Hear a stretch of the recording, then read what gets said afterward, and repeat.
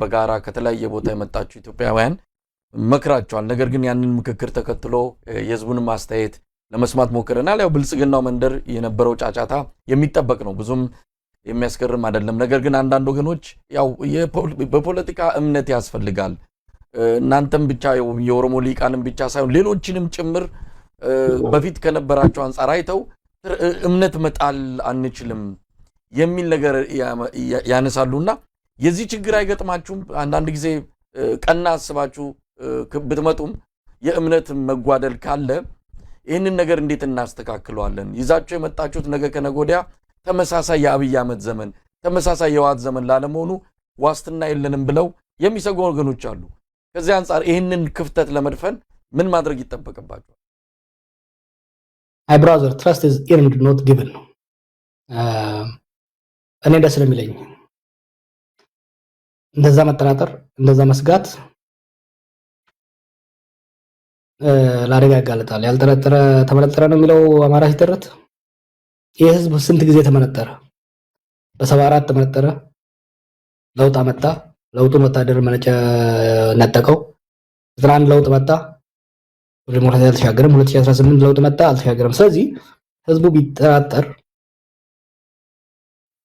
በኦሮሞ ተረት አለ ሰውየው እዚህ ጋር ጠባሳው ምንድነው? እሳት ነው ያቃጥለኝ አለ። እዚህ ጋር እሳት ነው ያቃጥለኝ። እዛ እሳት እንዴ አንዴ አቃጥሎህ ሁለተኛ ሲደግመው ምን ሲሰራ ነበር አለ። ስለዚህ ህዝባችን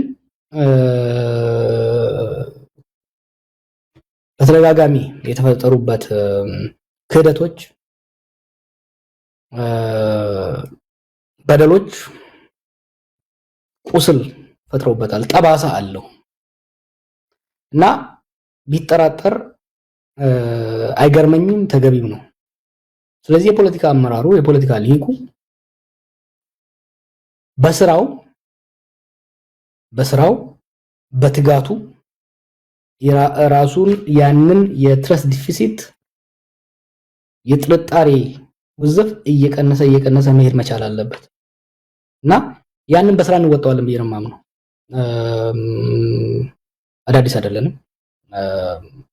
አቋማችን ስራችን የታወቀ ነው። በስራ ግን በሂደት በስራ በምናደርገው ውይይቶች በምናቀርበው ፍኖተ ካርታ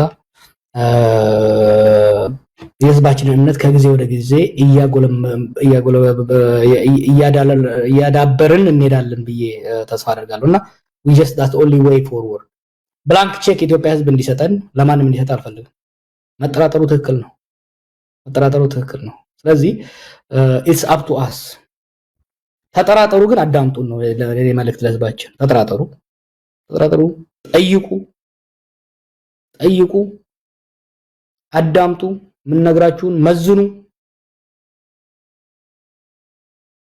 ግን አዳምጡን። ተስፋ ቆርጣችሁ በር ዘግታችሁ ጆሮአችሁ ዘግታችሁ አትቀመጡ። አዳምጡን። በሂደት የምንለውን ነገር እየሆንን የምናሳይ ከሆነ ደግፉን። ለውጡ ራሱ ሲመጣ ስምምነቶች በወረቀት ከተቀመጡም በኋላ ራሱ እነሱ ሳይሸራረፉ እንዲተረጉሙ ከተፈለገ ህዝብ በተደጋጋሚ መጠርጠር አለበት፣ በተደጋጋሚ መጠየቅ አለበት፣ በቀጣይነት ባለው መልኩ ጫና መፍጠር መቻል አለበት።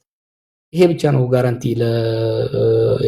ለፖለቲካ አመራር ለገባው ቃል ታማኝ ሆኖ ለማስፈጸም የሚችለው ጠያቂ ማህበረሰብ፣ ጠርጣሪ ማህበረሰብ፣ ጫና ፈጣሪ ማህበረሰብ ሲኖር ብቻ ነው።